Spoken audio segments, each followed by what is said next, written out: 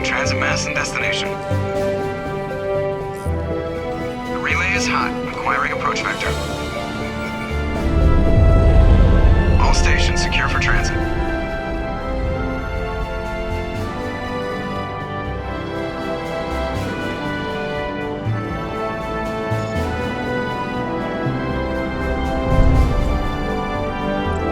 Board is green.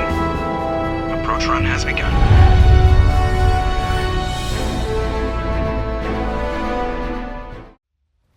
Mass Effect Legendary Edition is a gift. It's a gift for fans of the series who want to jump back into its magical interstellar journey. But it's also a gift for newcomers who want to see what the fuss is all about. And if you're one such player and are preparing to begin your galactic journey, this feature might come in handy for you. Here, we're going to go over a few basic tips and tricks that if you're new to the Mass Effect series, you should keep in mind.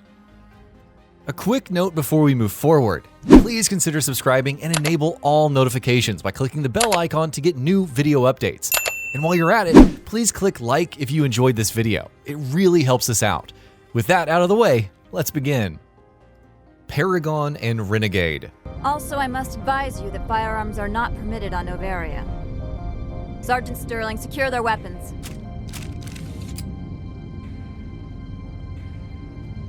Citadel authority supersedes yours. Nobody takes my weapon. Charge and lock! We are authorized to use lethal force. You have to the count of 3 to surrender your weapons. 1, 2, 3. Captain Matsuo, stand down!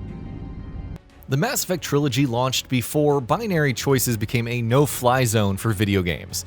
So often you'll be making decisions based on whether you want Commander Shepard to be a good cop or a bad cop, PARAGON or RENEGADE. Whatever you decide, it's a good idea to stay in one lane as often as you can. Of course, every so often, you might want to make dialogue choices based on what seems right based on the situation that you're in. But how much PARAGON or RENEGADE points you have will often dictate whether or not crucial choices later on are open to you. So, as much as you can, you should stick to whichever of those two you've chosen as your preferred choice. Charm and Intimidate. Mass Effect 1 is way more of an RPG than its successors, and while you're investing your skill points into different categories for leveling up, the ones you should prioritize more than the others are the Charm and Intimidate categories. Not only will these result in bonuses such as discounts at vendors, they'll also let you select special options down the line that wouldn't be available otherwise, so keep this in mind. Help me out here, Shepard.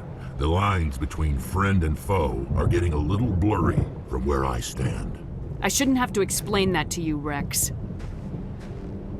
Indulge me.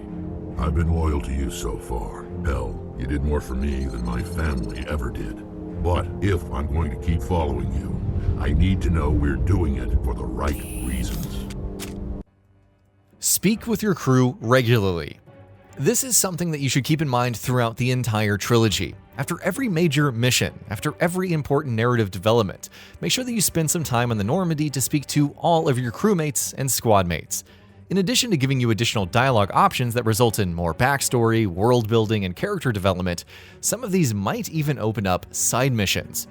Speaking of which, side missions. This should go without saying in any game, especially in an RPG, but do not skip the side missions. You might be tempted to ignore the assignments in Mass Effect 1, for instance, but it's highly recommended that you track these down rather than skipping straight to the next story mission. They give you valuable XP and PARAGON or RENEGADE points, but more importantly, some of these will also ask you to make decisions that come into play later on in the story. Loyalty missions. As any Mass Effect fan will tell you, the loyalty missions are the heart and soul of Mass Effect 2. On paper, these are side missions, but really, these missions are what Mass Effect 2 is really all about. Not only do they let you learn so much more about your squad mates and what makes them tick, they also have a huge role to play in determining who lives and who dies by the time the credits roll in Mass Effect 2, so, do not under any circumstance ignore these missions. Classes. Again, this is fundamental advice for anyone who's playing any RPG, but when you're preparing to begin your journey in Mass Effect 1, or whichever game you start with, choose your class carefully. Want to be an all-out attack kind of player? Want to focus more on biotics than traditional firearms? Want to focus more on tech than any other discipline? Well, there's a class for each of those, and classes that mix and match, so pay attention when choosing your starting class. Weapon specializations.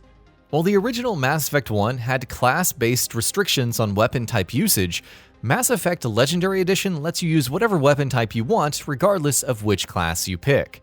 Weapon specializations are still class-specific, of course, so it's still worth keeping in mind while investing points after leveling up. But if you're, say, a Vanguard, but you feel like using assault rifles instead of sticking with pistols and shotguns, well, you're completely free to do so now. SQUADMATE abilities. This is something that will pertain mostly to your ME1 playthrough. Legendary Edition has made a few tweaks and changes, and thanks to them, you now also have more control over what abilities your squad mates use during combat.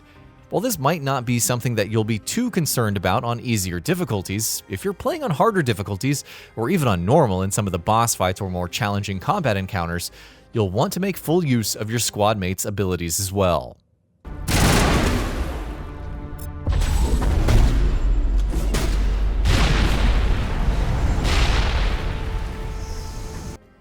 Decryption. All too often you'll run across lockers and safes that will require you to run decryption on them if you want to open them up. For situations such as these, you're going to want to have good tech skills, or at least somebody on your active team who has these skills, like Tali for instance. These lockers often have useful items or gear, so anytime you're heading out on missions, make sure you have at least one member on your team who can easily decrypt locked safes and lockers. Junk. Mass Effect Legendary Edition has made a lot of small but important tweaks and improvements to the original games, especially where the first game is concerned. Several improvements have been made to the user interface. For instance, you can now mark several items, weapons, and armor as junk, and then sell all of these together at vendors in case you don't need them, or even convert them to Omnigel. It's not a huge change, but it comes in handy and saves precious seconds, so do keep this one in mind. Gear. Mass Effect 1 in particular, will give you several improvements and upgrades for your armor. And this should really go without saying, but you should keep checking your equipment and the equipment of all of your squad mates and make sure that the best possible upgrades have been applied to your armor and to your weapons.